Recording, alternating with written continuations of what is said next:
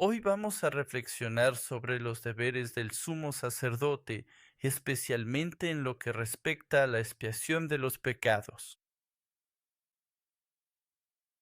Vamos a pensar en lo que él debe hacer, lo que el sumo sacerdote hace en el día de la expiación.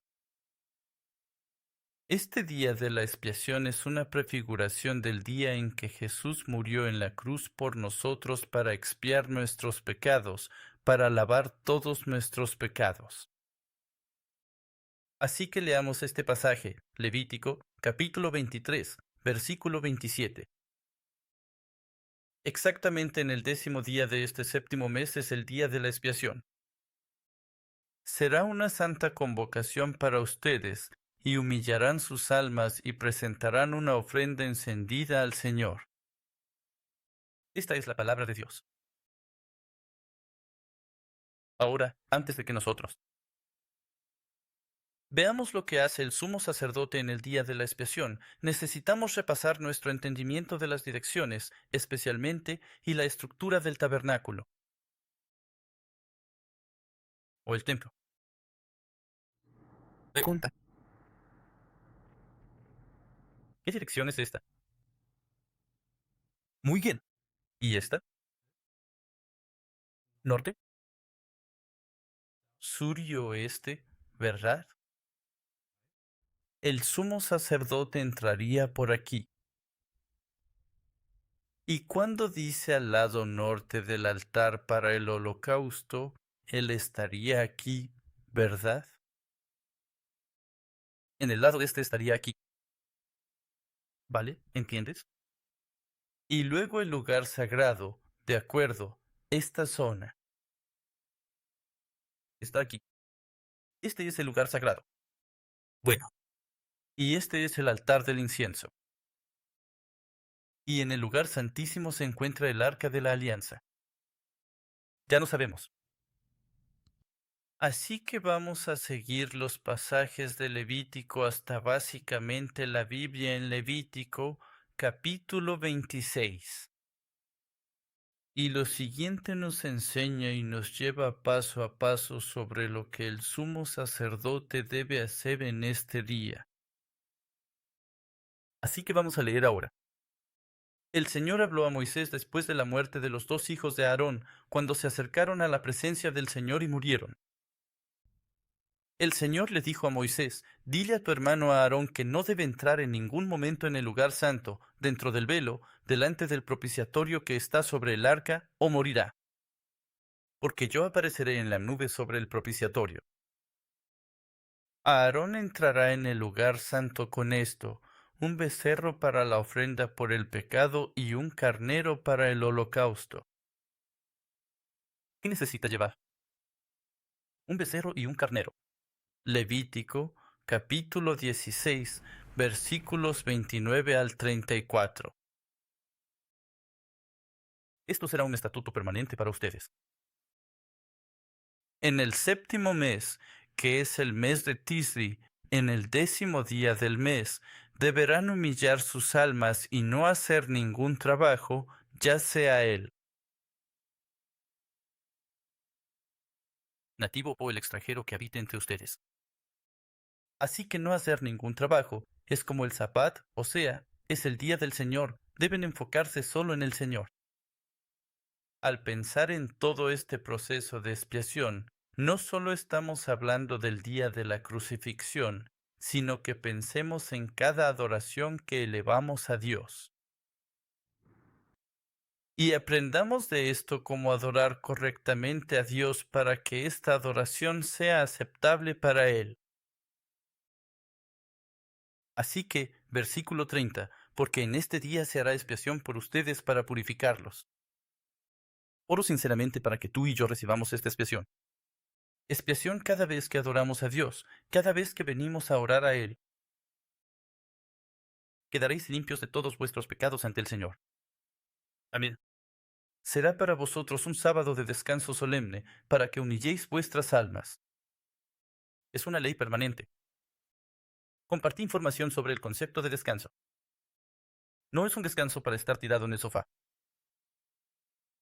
Este descanso simboliza la entronización de Dios en su trono y dejar que Él me gobierne. Es un día en el que no nos enfocamos en mi trabajo, sino en el suyo. Nos enfocamos en el hecho de que Él es nuestro Rey. Versículo 32. Así que el sacerdote que ha sido ungido y ordenado para servir como sacerdote en lugar de su padre, hará expiación. Él deberá ponerse las vestiduras de lino, las vestiduras sagradas, y hará expiación por el santuario santo. Y hará expiación por el tabernáculo de reunión y por el altar. También hará expiación por los sacerdotes y por todo el pueblo de la asamblea. Así que está haciendo expiación por el templo, por el tabernáculo de reunión, por los objetos en el tabernáculo, por el pueblo y por él mismo y su familia. Y solía usar solo las vestiduras de lino. Aprendimos sobre las diferentes vestiduras coloridas. En este día, cuando está haciendo la obra de expiación, solo debe vestir de blanco. Recuerda la túnica blanca y las vestiduras blancas. Y así, versículo 34. Ahora tendrás esto como un estatuto permanente para hacer expiación por los hijos de Israel por todos sus pecados. Una vez cada año. Y tal como el Señor le había ordenado a Moisés, así lo hizo. Así que es solo un día al año. Cuando el sumo sacerdote entra en el lugar santísimo. Y según el reverendo Abraham Park y su libro, él entra probablemente 4 veces al lugar santísimo en este día. Y algunos estudiosos o escritos judíos pueden decir, o no escritos judíos, pero algunos estudiosos pueden decir 3 veces, pero lo más probable es que sean 4 veces. Así que mientras vamos viendo esto, puedes pensar cuántas veces entra el sumo sacerdote al lugar santísimo en este día. Así que este día también se conoce como Yom Kippur. Kippur viene de kafar, una palabra hebrea que significa cubrir. Yom significa día. Así que, día de cubrir. El propiciatorio. También se le llamaba la tapa de la expiación, la cubierta de la tapa o la cubierta del arca del pacto. Pero también está hablando de la obra de Jesús al cubrir nuestros pecados. Así que, este es un día en el que se expían los pecados. El sumo sacerdote entra al lugar santísimo. No se permite trabajar, solo debe haber asamblea santa y se debe ofrecer sacrificio de paz. Este no es uno de los días en que era obligatorio para los israelitas subir al templo. Ahora, Levítico 23, versículos 27 y 28. Exactamente el 10º día de este séptimo mes es el día de la expiación. Será para ustedes una convocación santa, y humillarán sus almas y presentarán una ofrenda encendida al Señor. No harán ningún trabajo en este mismo día, porque es el día de la expiación, para hacer expiación por ustedes delante del Señor, su Dios. Así que el sumo sacerdote llega al templo 7 días antes del día de la expiación, y básicamente se queda en el templo. Está ahí durante 7 días, asegurándose de que todo esté bien, rociando sangre en el altar de ofrenda quemada, quemando incienso en el altar del incienso, revisando el candelabro y aprendiendo de los ancianos cada noche durante 7 días. ¿Qué hacer? ¿Cómo hacer esto? Así que la preparación para este culto era muy importante. 7 días de preparación para un día de adoración.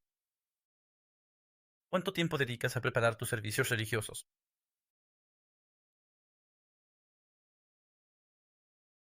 Durante los 7 días, en uno de ellos, el sumo sacerdote designa a un sumo sacerdote temporal, por si acaso le ocurre algo a este sumo sacerdote ese día o antes. Digamos que el sumo sacerdote, por ejemplo, sufre un ataque al corazón el día anterior. Él no puede realizar la obra de expiación. Y eso sería un evento trágico. No porque el sumo sacerdote haya muerto, sino porque toda la nación no puede ser perdonada, no puede ser espiada. Y así escogía un sumo sacerdote provisional, también en caso de que el sumo sacerdote principal cometiera algún pecado o se contaminara al tocar algo impuro. Y así, por si acaso sucedieran esas cosas, elige un sumo sacerdote interino para que lo reemplace, por si acaso. Y al amanecer del día, antes del día de la expiación. Así que, un día antes, al amanecer, acude a la puerta este para observar los animales que están preparados. Se asegura de que no haya culpables. Se asegura de que estén presentes todos los animales necesarios para el sacrificio, para la ofrenda, como el toro y la cabra. Y así sucesivamente, y los van trayendo al templo, y él revisa lo que tiene que hacer con ellos. Entonces él repasa todo, vuelve a revisar, repasa paso a paso en su mente, y con otros sacerdotes discute y tiene reuniones. Y la noche anterior al día de la expiación, el sumo sacerdote se reúne con el más experimentado de los sacerdotes, y el sacerdote mayor le cuenta, le enseña su experiencia. Le comparte su experiencia y le vuelve a enseñar repasando todo. Aunque el sumo sacerdote ya lo sabe, repasa todo, se asegura de que conoce y entiende cada paso, todo lo que va a hacer, paso a paso, una y otra vez. Los sacerdotes mayores también leen las escrituras sobre el día de la expiación y hacen que el sumo sacerdote preste un juramento. Y esa noche, el sumo sacerdote no debe dormir, no debe quedarse dormido. Y eso es un anticipo de estar alerta y despierto para el día del Señor. Pero en ese tiempo era para asegurarse de que él no se adormeciera, y también para que no tuviera sueños inapropiados que pudieran hacerlo pecar. Así que el sumo sacerdote no debe dormir.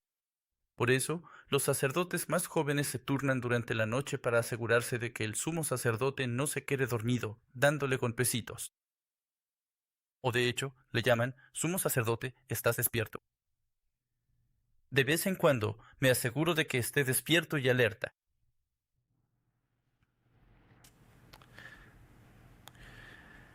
Ahora amanece en el día de la expiación, el 10º día del mes de Tisri, y la ceremonia comienza con la salida del sol.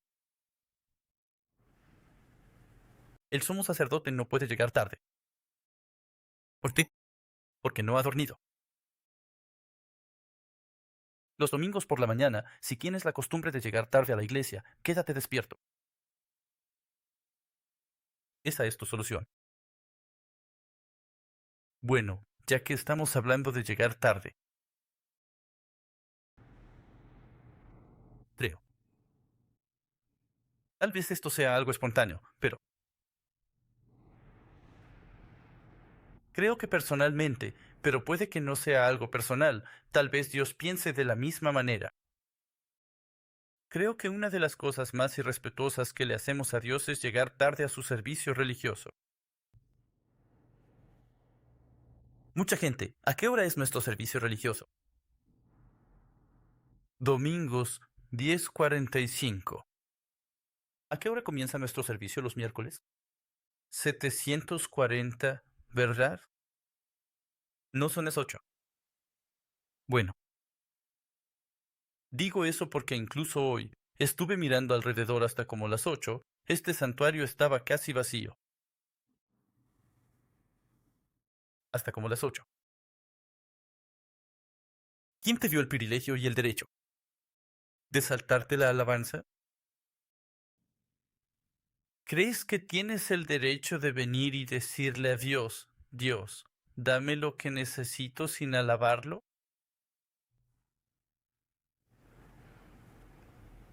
Incluso cuando me reúno con alguien, cuando alguien llega tarde a esa reunión, me siento ofendido.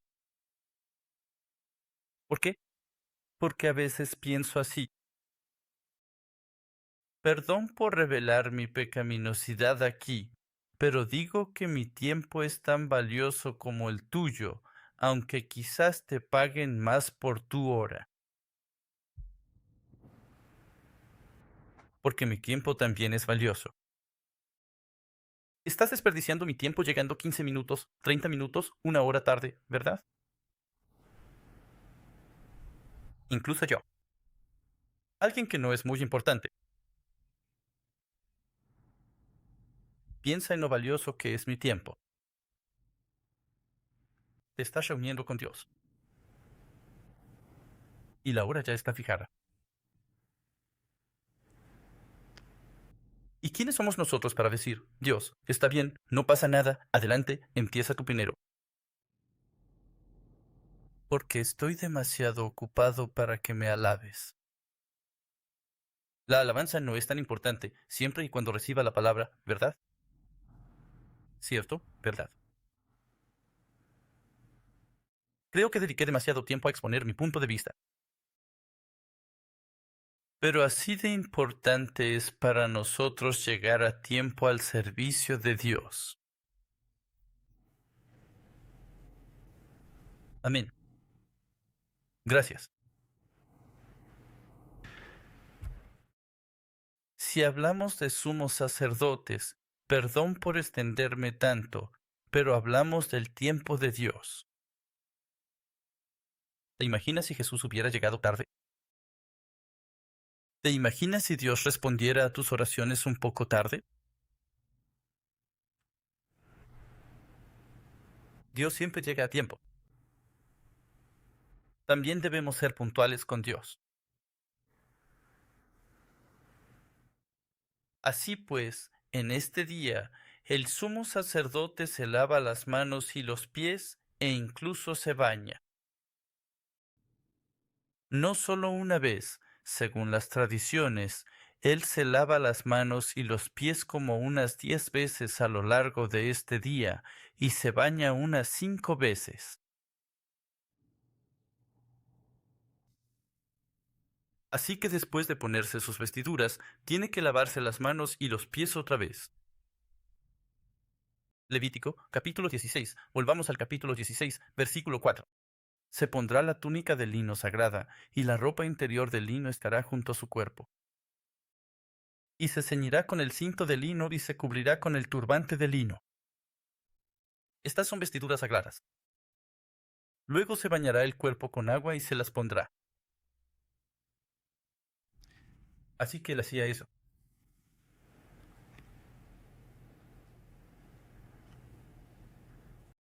Y luego el sumo sacerdote entra al lugar santo, enciende el incienso, revisa las lámparas por última vez y sale de nuevo.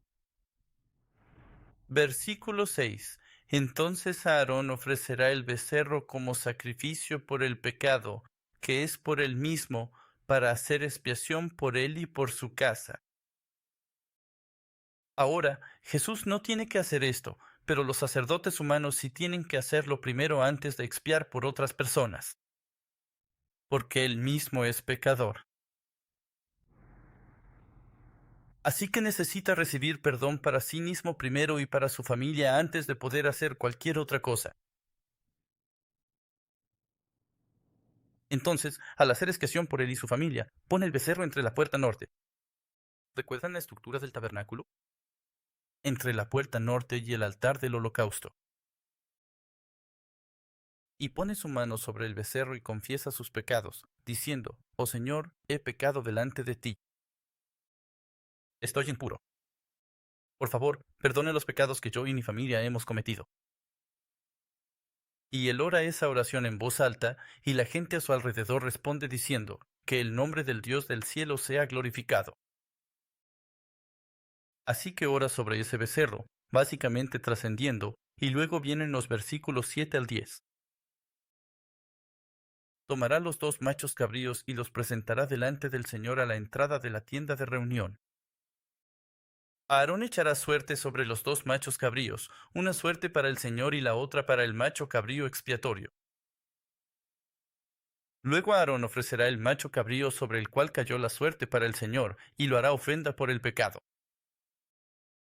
Pero el macho cabrío sobre el cual cayó la suerte para el macho cabrío expiatorio será presentado vivo delante del Señor, para hacer expiación sobre él, para enviarlo al desierto como el macho cabrío expiatorio.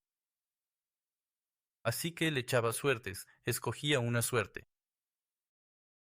Pasa por el lado este y se mueve hacia el lado norte del altar del holocausto para echar suertes por los machos cabríos. Uno para Dios y otro para Azazel, el macho cabrío expiatorio.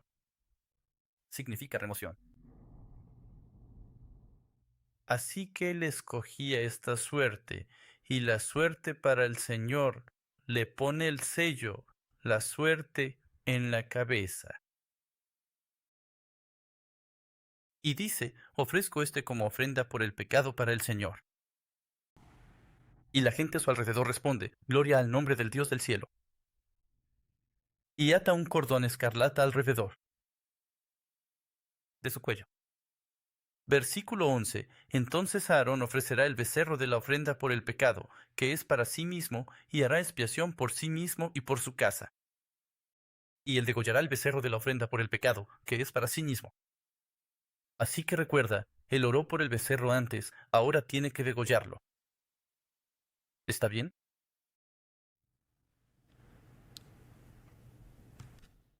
¿Te imaginas degollar un becerro grande? ¿Te imaginas degollar cualquier ser vivo? No es fácil. Pero el sumo sacerdote, y generalmente en otras ofrendas, la gente traía su cordero. A veces, los corderos, durante ese tiempo, las ovejas son como su cobaya mascota o conejo mascota, hámster mascota, mascota, perro o gato. ¿Te imaginas traer a tu propia mascota, acecharla, decir, por mis pecados, este animal morirá, y cortarle la garganta y dejar que salga la sangre? ¿No estarías llorando?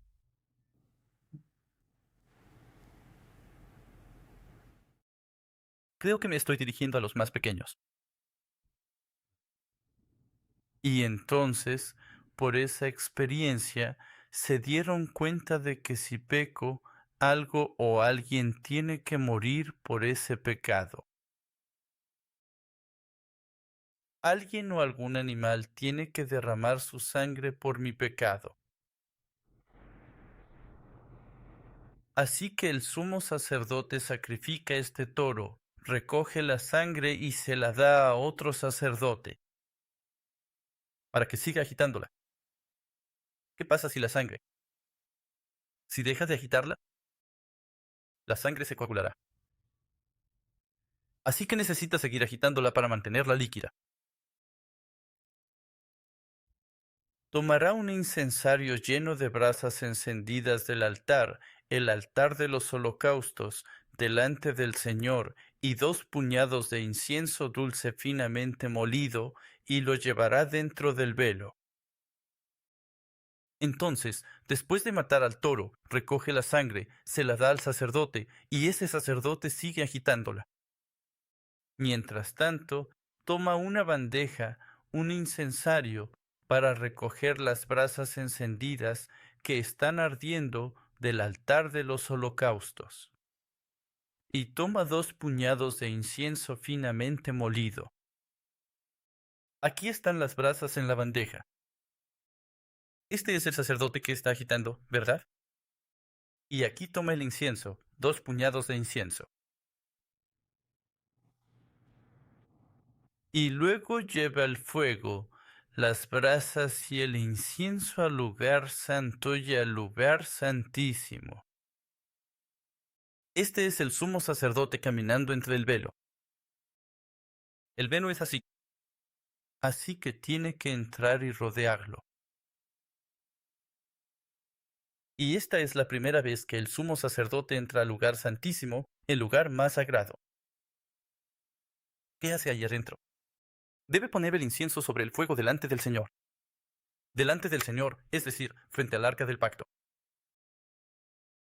Así que él ponía el incensario y echaba incienso sobre el fuego delante del Señor, para que la nube de incienso cubra el propiciatorio que está sobre el arca del testimonio, de lo contrario, morirá.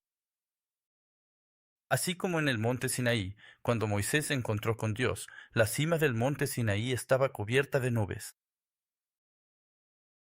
Esa nube representaba la presencia de Dios. Aquí también Dios está haciendo lo mismo, pero Él le está diciendo al sumo sacerdote que haga esa nube con este fuego y con incienso. ¿Está bien? Así que eso es lo que está haciendo. Él pone el incensario y coloca el incienso molido encima, y eso hace que el humo suba, para que todo ese lugar quede cubierto de nubes. Versículo 14. Además, tomará parte de la sangre del toro y la rociará con su dedo sobre el propiciatorio del lado oriental. También, lado oriental, o sea, enfrente del propiciatorio, ¿verdad? También, delante del propiciatorio, rociará con su dedo parte de la sangre 7 veces. Así que después de encender el incienso, el sumo sacerdote sale.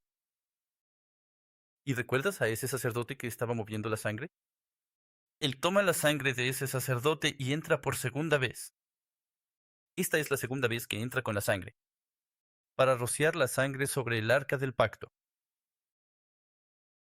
Así que el lugar santísimo ahora está lleno de incienso, y él no puede ver nada adentro, pero entra y rocía la sangre con su dedo sobre el propiciatorio en el lado este, y delante de él 7 veces. Versículos 15 y 16. Luego degollará el macho cabrío de la ofrenda por el pecado, que es para el pueblo, y llevará su sangre detrás del velo, y hará con su sangre como hizo con la sangre del toro, y la rociará sobre el propiciatorio y delante del propiciatorio. Él hará expiación por el lugar santo, por causa de las impurezas de los hijos de Israel, y por causa de sus transgresiones en relación con todos sus pecados. Y así hará también por el tabernáculo de reunión, el cual habita con ellos en medio de sus impurezas. Así que él está rociando sangre básicamente por todos lados en el lugar santo. ¿Te imaginas que dentro del lugar santo el olor a sangre y se vería como una película de terror cubierto de sangre? Esa sangre es necesaria, ¿recuerdas? Levítico 17:11, porque en la sangre está la vida.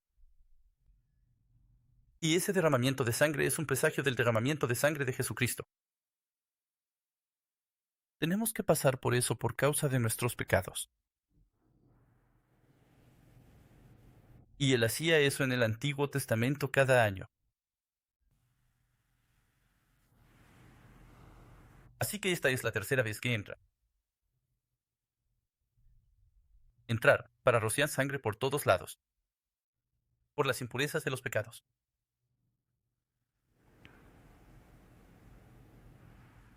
Así que esto es. Con la sangre del macho cabrío esta vez. Así que él iba, leímos eso, ¿verdad?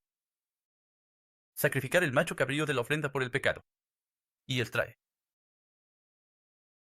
Por tercera vez, entrando y rociando en el lugar santo y también en el lugar santísimo. Porque cualquier cosa, la sangre tiene que tocar todo ahí adentro. Porque si el altar está impuro, el sacrificio por el pueblo será inválido por el resto del año. Así que la sangre tiene que tocar todo. La sangre de Jesucristo tiene que tocar cada parte de mi vida, todo lo que tengo.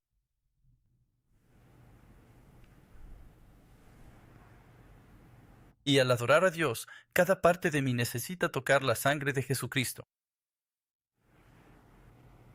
Y por eso, el pastor principal nuestro pastor fundador, también siempre enfatizaba: no dejes tu mente en otro lado.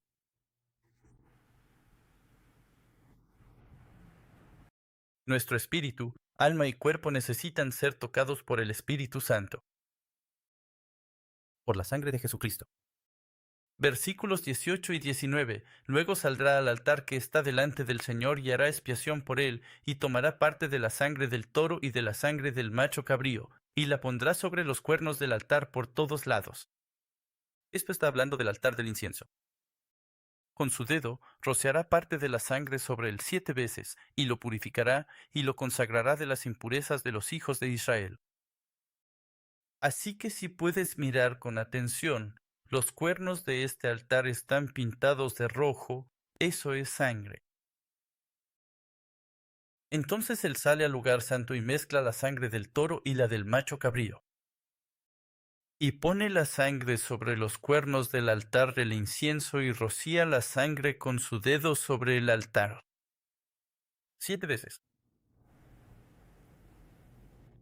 Él trae la sangre restante al altar del holocausto y hace lo mismo, poniendo la sangre en los cuernos, y la sangre sobrante se derrama en el suroeste.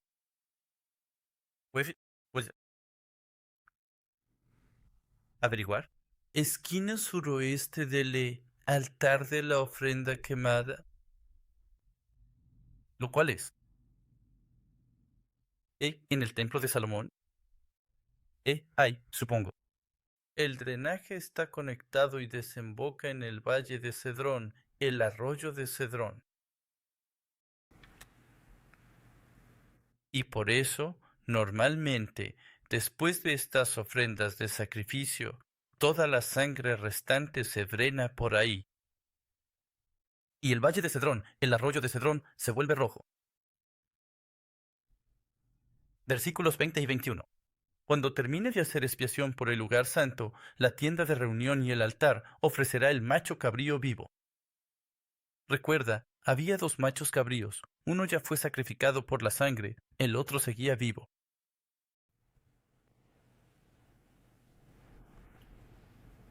¿No te gustaría estar en su lugar? Viste cómo mataron al otro y ahora te toca a ti. Pero este se ofrece vivo. ¿Cómo funciona eso? Entonces Aarón pondrá ambas manos sobre la cabeza del macho cabrío vivo y confesará sobre él todas las iniquidades de los hijos de Israel y todas sus transgresiones respecto a todos sus pecados. Y las pondrá sobre la cabeza del macho cabrío y lo enviará al desierto, por la mano de un hombre que está preparado. Siempre me he preguntado, ¿por qué las 2 cabras?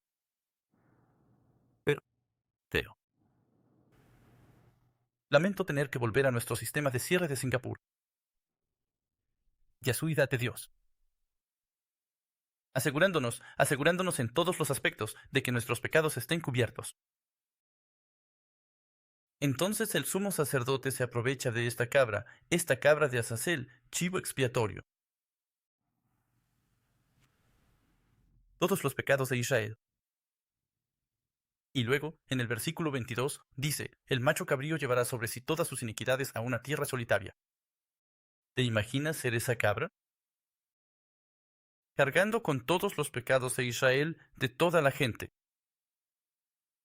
Qué pesado debe ser. Y esto, por supuesto, es una prefiguración de Jesucristo. Y soltarás la cabra en el desierto. Cuando ellos caminaban por el desierto, ¿qué pasaría si tú? Soltar la cabra en el desierto, ¿cuánto tiempo sobrevivirá? Será devorada por las bestias salvajes en el desierto. Pero después de que se establecen en la tierra de Canaán, en Israel, y ahora no puede soltarla en el desierto, podría regresar a buscar su hogar. Así que hay un sacerdote designado para guiar y llevarse a esta cabra.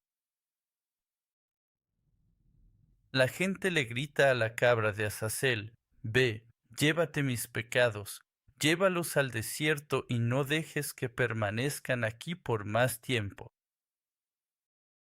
Así que están poniendo todos sus pecados sobre esta cabra, y le están diciendo que se vaya con mis pecados, que nunca regrese. Pero si la sueltas y regresa, ¿qué significa eso? Tus pecados han regresado a ti. ¿Y entonces qué hacen? Tienen que asegurarse de que la cabra no regrese. Versículos 23 y 24. Entonces Aarón entrará en la tienda de reunión y se quitará las vestiduras de lino que se puso cuando entró en el lugar santo. Debe dejarlas allí. ¿Recuerdas las vestiduras blancas que llevaba puestas? Ahora debe quitárselas. Debe bañarse el cuerpo con agua en un lugar santo y ponerse. Se pone su ropa y sale para ofrecer su holocausto y el holocausto del pueblo, y hacer expiación por sí mismo y por el pueblo. Entonces ellos toman. Él se quita, ya sabes, las vestiduras que llevaba puestas y se cambia. Esto es después de enviar al macho cabrío expiatorio. Entonces, todos los pecados ya están cubiertos. Así que él se quita las vestiduras. ¿Qué hacen con esa vestidura? ¿Lo recolectaron y lo conservaron? Y pronto habrá un festival de luces. Festival de las luces. Colocaron enormes antorchas en las 4 esquinas del templo, las encendieron y estas vestiduras usadas se convirtieron en la mecha de dichas antorchas. Se queman con mucho aceite de oliva y estas prendas se queman. Y eso ilumina todo. Como ves, quemar los pecados es una celebración de alegría. Y se iluminan. Y fue entonces cuando Jesús.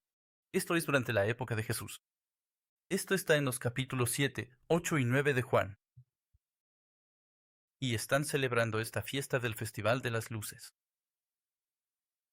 Y mientras están haciendo eso, traen a esta mujer sorprendida en adulterio ante Jesús. ¿Y qué dice Jesús? Él la libera, la perdona de sus pecados, ¿verdad? ¿Y luego qué dice?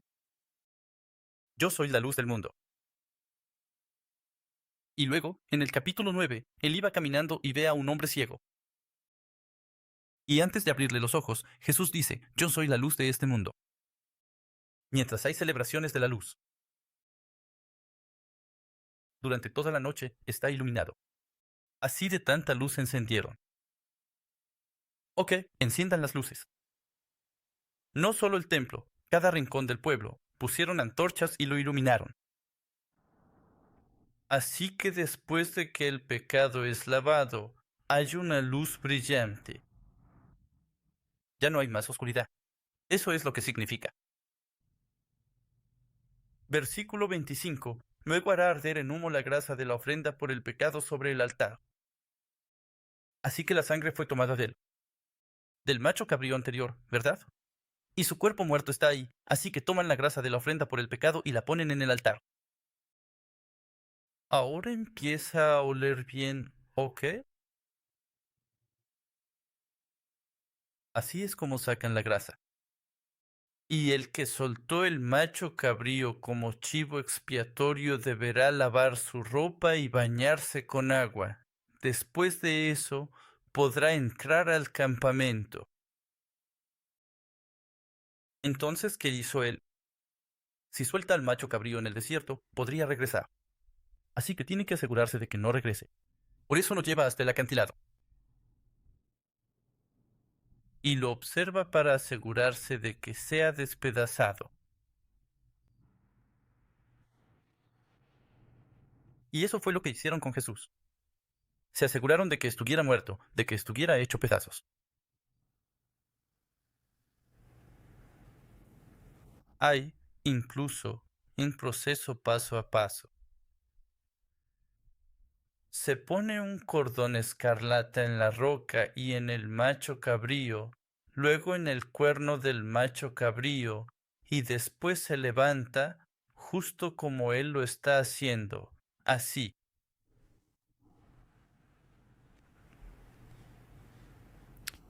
27. Pero el toro de la ofrenda por el pecado y el macho cabrío de la ofrenda por el pecado, cuya sangre fue llevada al lugar santo para hacer expiación, serán sacados fuera del campamento. y quemarán sus pieles, su carne y sus desechos en el fuego. Luego, el que los queme deberá lavar su ropa y bañarse con agua, y después podrá entrar al campamento. Bien, esta es la parte de la quema, todo el proceso. En el lugar santo, el sumo sacerdote ofrece incienso, oración y revisa las lámparas. Así que al principio hace esto y al final también lo hace. ¿Cuántas veces entró el sumo sacerdote al lugar santísimo? ¿Hasta ahora? P. ¿Llevaste la cuenta de cuántas veces?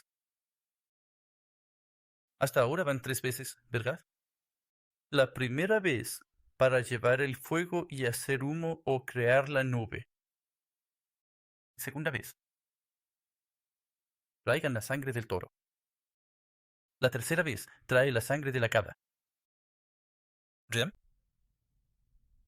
¿Cuál es la cuarta vez? Es conjeturado por los eruditos e incluso por los judíos. ¿Eruditos? ¿A qué debió haber ido el sumo sacerdote por cuarta vez? Es una suposición al azar.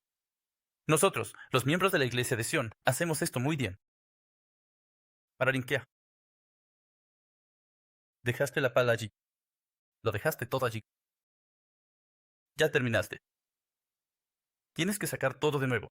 ¿Quién más va a entrar? Así que el sumo sacerdote entra para recoger todo de vuelta la cuarta vez. El sumo sacerdote, después de eso, sale del lugar santo. Y eso es antes de que se lave, ¿verdad? Entonces, después de cambiarse de ropa, de vuelta a su vestimenta ordinaria de sumo sacerdote, se lava las manos y los pies y se quita la vestimenta de sumo sacerdote y se pone su ropa normal. Luego regresa a casa. Los sacerdotes lo siguen y tienen un gran banquete con alegría. ¿Por qué? Porque todos sus pecados han sido lavados. Así debería ser nuestro servicio de adoración. Al entrar, tal vez lleguemos con el corazón pesado. Pero después del servicio de adoración, deberíamos tener un banquete. De eso se trata nuestra comunión. La comunión es regocijarnos y celebrar juntos porque adoramos a Dios y Dios quitó nuestros pecados.